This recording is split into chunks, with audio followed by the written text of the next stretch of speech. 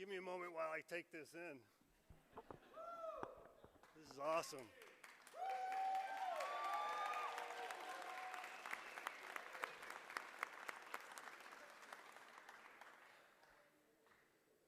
So just before I go into my comments, I just want to clarify something the former Lieutenant Governor said today. I am not running for president, I'm running for governor.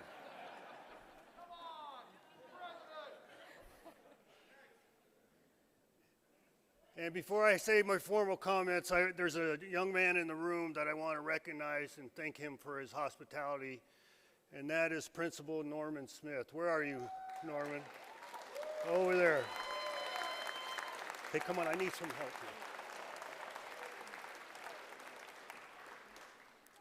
here. And then once again, before I move on, there's a very important group of individuals in this audience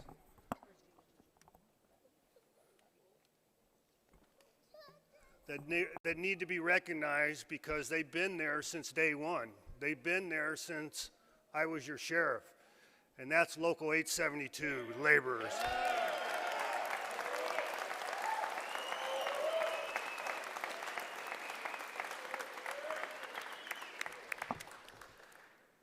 You know, it's interesting because quite often people think Republicans don't support labor, and right here is a testament that's not accurate. That's not accurate. We support good jobs.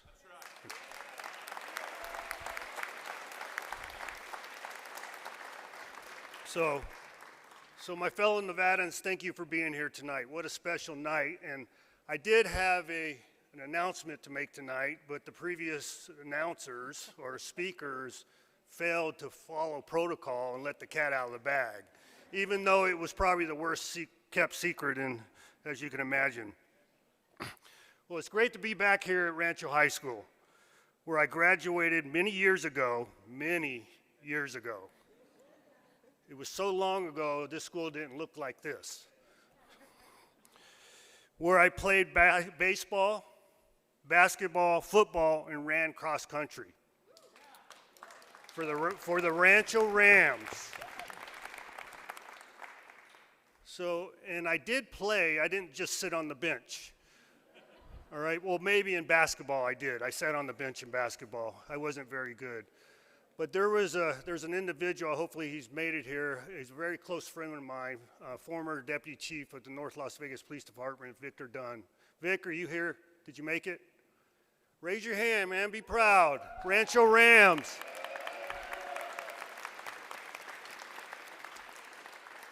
So if anybody from the press wants to confirm whether I did play all those sports and whether I did or didn't sit on the bench, Victor can attest to it. Victor was pretty awesome in high school. This is where my journey began, right here. Formative years, education to determine what my future looks like. And I can't thank enough the public education aspects of that. The ability to have vision for yourself and eventually for your family that shows it can be done. There was no phantom of me attending high school that I would eventually run for governor. Never in the back of my mind or the front of my mind. But as a result of that education and that foundation, I stand before you today.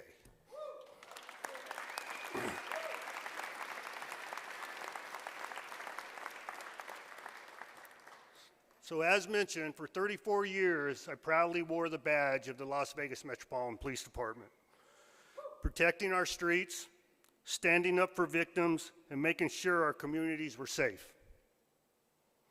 3 years ago, I turned in that badge and asked for your trust and confidence to continue that mission as your governor. That remains my motivation, keeping Nevada safe, strong, and full of opportunity.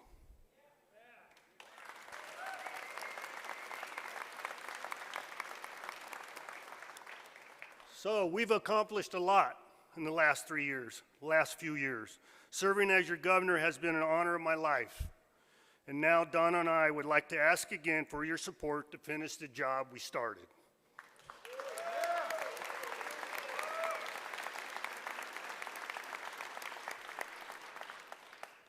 Today I'm proud to announce my campaign for re-election as governor of the great state of Nevada.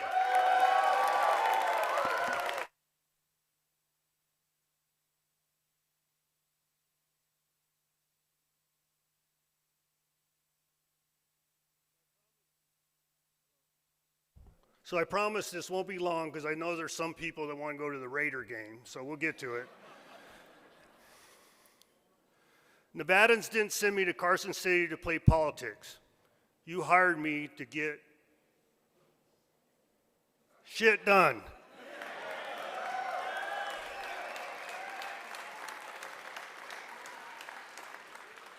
You sent me there to deliver results, restore balance to our political system, find consensus, and solve real problems for everyday Nevadans.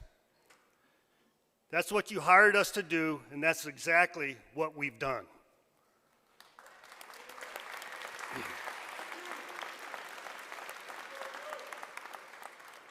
We reformed government to be more responsive and efficient, so citizens didn't get buried in red tape, or worse, forgotten, like in previous years. My administration cut and streamlined more than 900 burdensome regulations.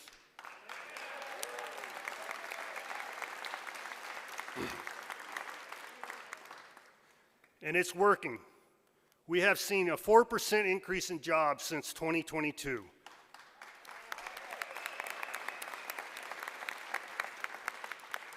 Making Nevada the 6th fastest state for employment growth in the nation.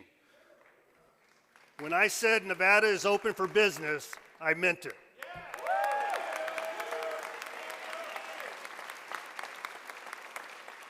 Today, our state is ranked as the 8th best climate in the country, business climate in the country.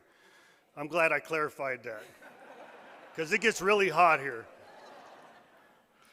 We are one of the top states for private investment. That means more opportunity, more paychecks, and more security for Nevada families.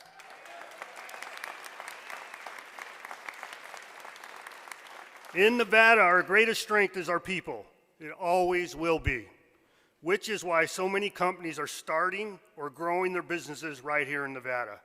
But we are not immune to global economic downturn or changing job markets. Our unemployment rate is unacceptable, and so is the high number of vacant jobs waiting for the right applicant. That is why we will continue to invest in workforce training and cutting-edge solutions to help match our workforce with continued private investment. That's what you asked us to do, and that's what we have done.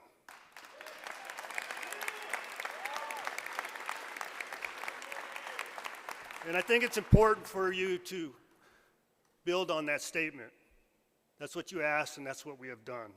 Today, obviously, I'm running for re-election. So the key to that is that's what we're going to continue to do. 3 years ago, I promised I would fight for Nevada's kids first.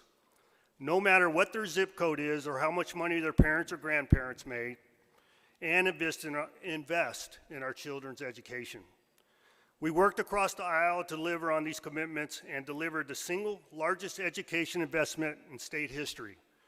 $2 billion in new funding, which equates to over $2,000 more per student.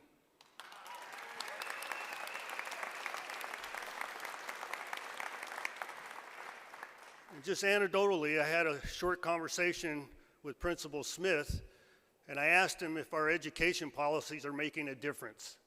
And he said affirmative. He said affirmative.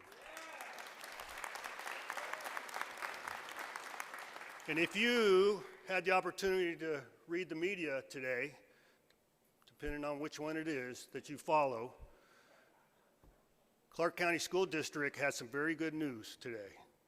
A lot of those 1- and 2-star schools have increased their rating by the tune of 11%.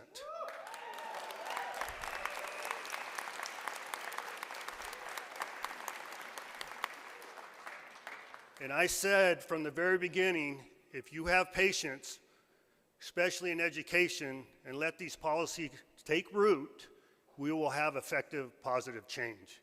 and that is the direction we are going in. It takes a long time to turn that big old machine, and that's what we are doing in education. We raised teacher pay, secured equal pay for charter school teachers, restored early literacy programs, and reinstituted read by grade 3.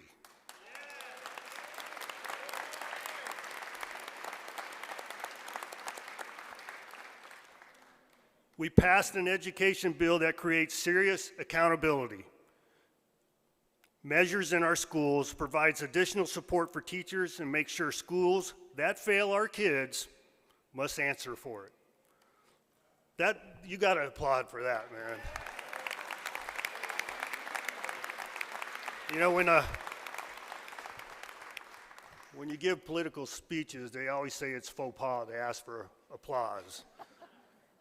But not in this case, man. We're holding accountability. Accountability is always the key.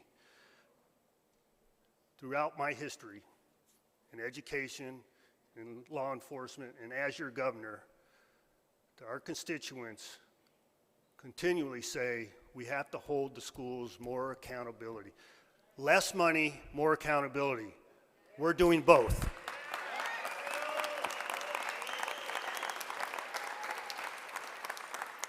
Because when schools are accountable, parents have confidence, teachers have support, and students have the chance to reach their full potential and graduate ready for success. I also believe in school choice.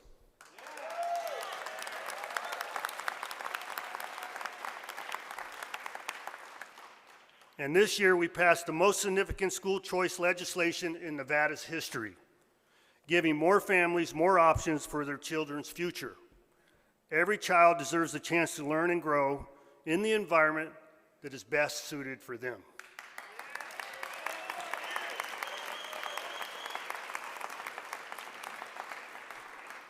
That's what you hired us to do. That is what we have done and will continue to do. We're getting there, folks. Bear with me. I promised Nevadans I would fight for common sense election reforms, like voter ID.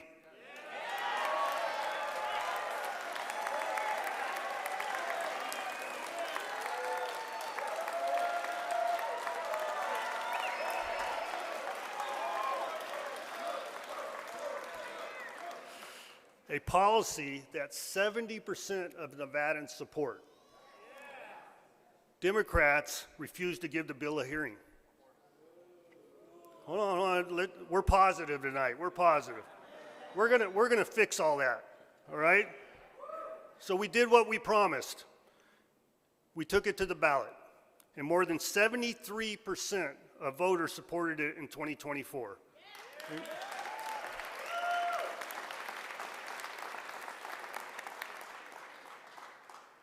So, per the Nevada Constitution, in 2026, we got to pass it one more time.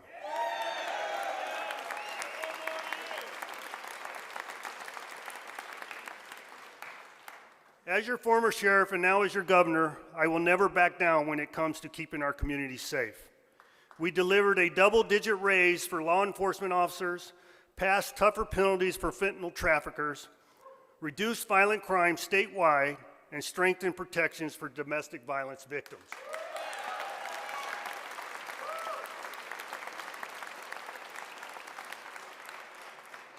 We introduced a comprehensive crime bill to further keep Nevadans safe, but the legislature failed to pass it, leaving our residents and our tourists less safe.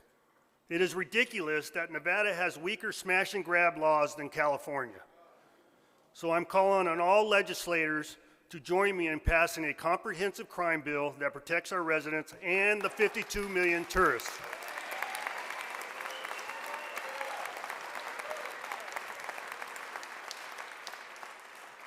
Remember what I said, we never give up. The Nevada way. If the legislature chooses not to pass it, we'll take that to the ballot too.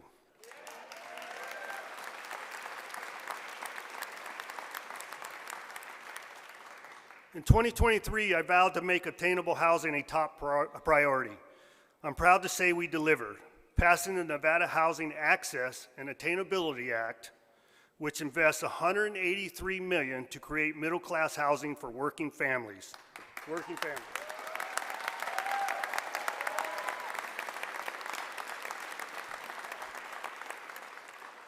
Just as importantly, we streamline construction approvals so homes can get built faster and at a lower price.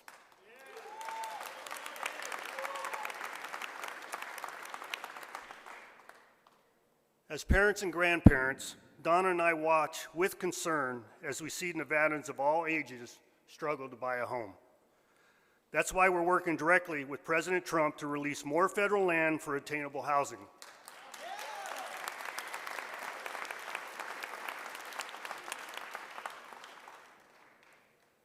But we all know the federal government is slow, right? I don't want anybody to get frustrated. Remember what I said at the beginning, patience. It takes a long time to turn that big ship, that big process. And while we're waiting for the federal government, we're not sitting on our hands.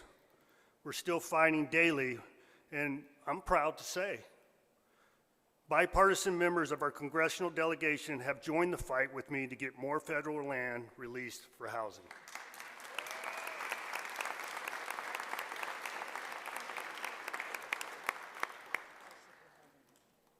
Here's a little additional extra. I also overseen, for those who may not know, I am the chairman of the Board of Finance, which controls the infrastructure bank. And I overseen the authorization of more than $1 billion in bonding authority to develop and preserve more than 5,500 rental homes and to support over 3,300 new Nevada homeowners.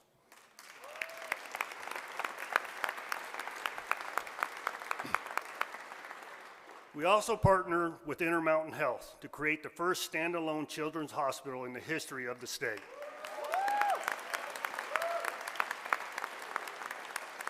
I had the opportunity to talk to the CEO just the other night, and I said, what's going on? What's going on, man? I haven't seen any dirt being moved.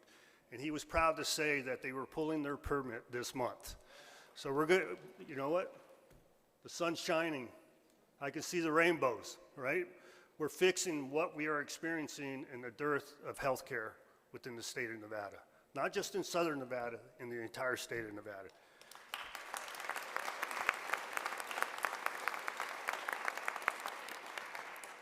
And we can't ignore the other social issues that we deal with as a community, as a society. And our Southern Nevada resort and business partners came through with more than $100 million in private dollars to make the Campus for Hope a reality, to provide unprecedented support and resources for those experiencing homelessness. That's important.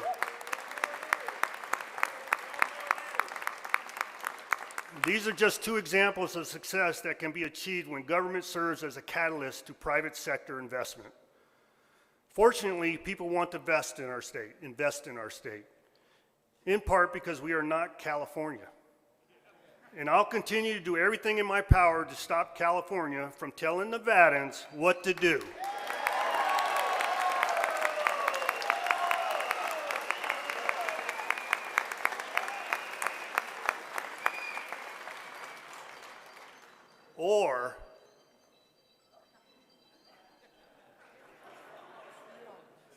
Or making us pay the price for their bad ideas.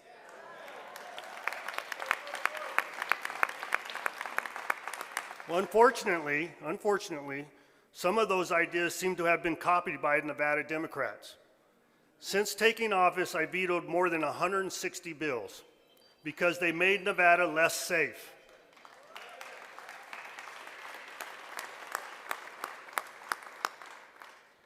They grew government, raised taxes, or misused your hard-earned taxpayer dollars. 160 vetoes are nothing to celebrate. I know there was pretty good applause when the Lieutenant Governor mentioned 160 vetoes, and I've said publicly, that's really nothing to celebrate. It's nothing to celebrate because what that means is bad government, right? I won't hesitate for a second to say no again, though, or to be the last line of defense between you and irresponsible politicians.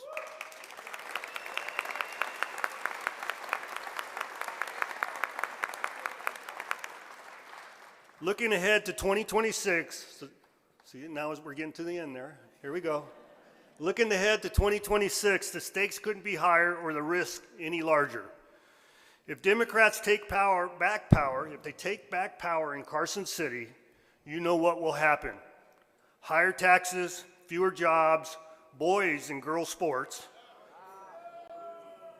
and more soft on crime laws that make everything we buy more expensive and everything we do less safe.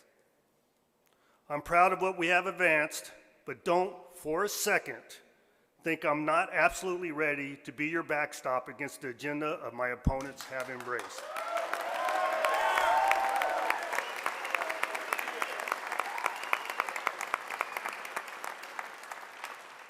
You know what, sometimes I have to repeat statements, and I think that one needs to be repeated.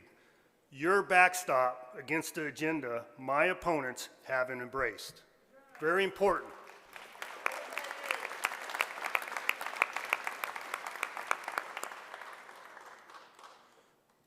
I can't do it alone, folks. I'm here to ask for your help. To help finish what we started and by helping change the makeup of the legislature, so we can pass more common sense reforms and continue blocking the pile of terrible ideas that strike directly at the core of our state. I need your help.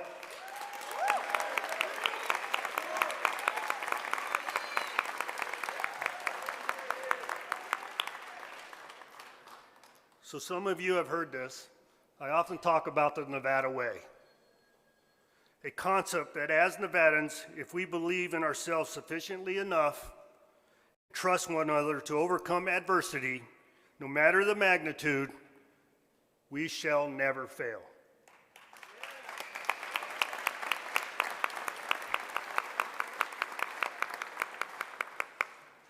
Let's decide Nevada's future together. So the pinnacle moment of the evening. I am asking for you and yours. I am asking for your vote.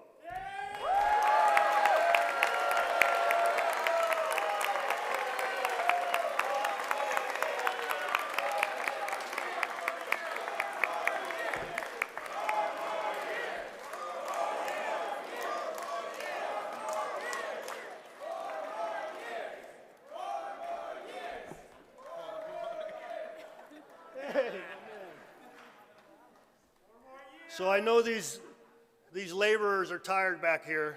They probably worked all day, except for one of them.